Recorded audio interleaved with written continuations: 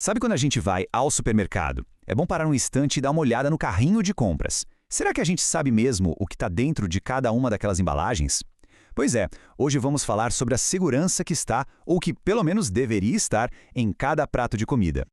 Essa é a grande questão, né? No meio de tantas embalagens coloridas, tantas promessas de marketing, fica aquela pulga atrás da orelha. O que é de fato seguro e saudável para a gente consumir? Ok, vamos mergulhar um pouco nisso. Para a gente entender a importância da vigilância que existe hoje, a gente precisa primeiro olhar para trás, para os perigos que muitas vezes nem são visíveis a olho nu. Essa preocupação com segurança alimentar não surgiu do nada, não é paranoia. Ela nasceu de crises bem reais. Lá no final dos anos 90, começo dos anos 2000, tivemos surtos de salmonela, hormônios ilegais em carne, até a doença da vaca louca.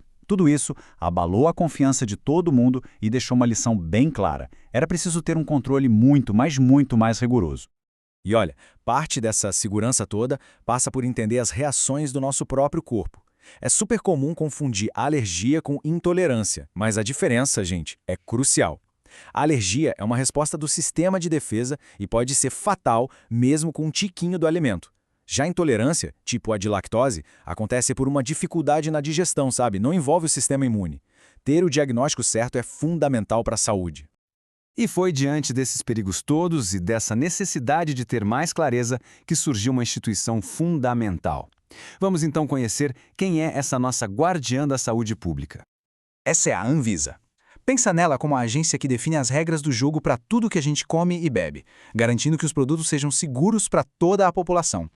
Mas, na prática, o que a Anvisa faz? Bom, a missão dela é bem clara. É definir o que tem que estar nos rótulos, garantir a qualidade dos produtos e, um ponto importantíssimo, proibir qualquer informação falsa que possa enganar a gente. Tudo isso para que a nossa escolha seja bem informada e segura. Agora vamos para uma das ferramentas mais importantes que a Anvisa nos deu: os avisos sobre alergênicos. Eles podem até parecer meio confusos de primeira, mas na verdade são bem diretos.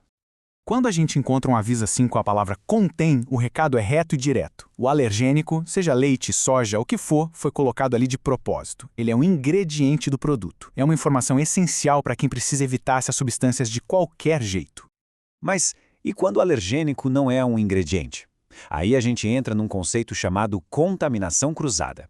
Imagina só, uma fábrica produz um biscoito sem amendoim na mesma máquina onde um pouco antes fez um produto com amendoim. Mesmo limpando tudo, alguns traços podem ficar por ali. Isso é a contaminação cruzada. E para esses casos, o aviso é outro: pode conter. Ele está ali para sinalizar justamente esse risco de contaminação cruzada. E um detalhe importante: a indústria não pode usar esse aviso como uma desculpa, tá?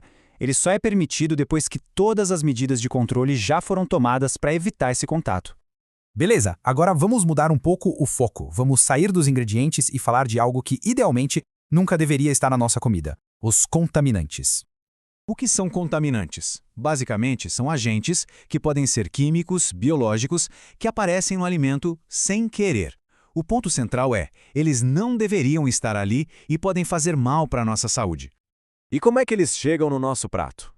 Olha, o processo pode começar muito antes da fábrica. A contaminação pode vir do ambiente, tipo poluentes no solo, da própria matéria-prima ou até durante o processo de produção e embalagem. É uma cadeia longa, com vários pontos que exigem atenção.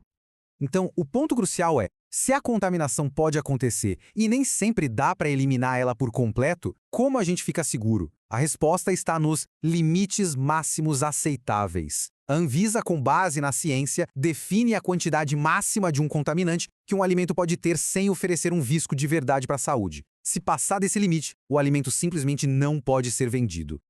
A gente já viu o problema, viu o papel da Anvisa, agora vamos falar sobre o elo final, e talvez o mais importante dessa corrente toda: quem consome.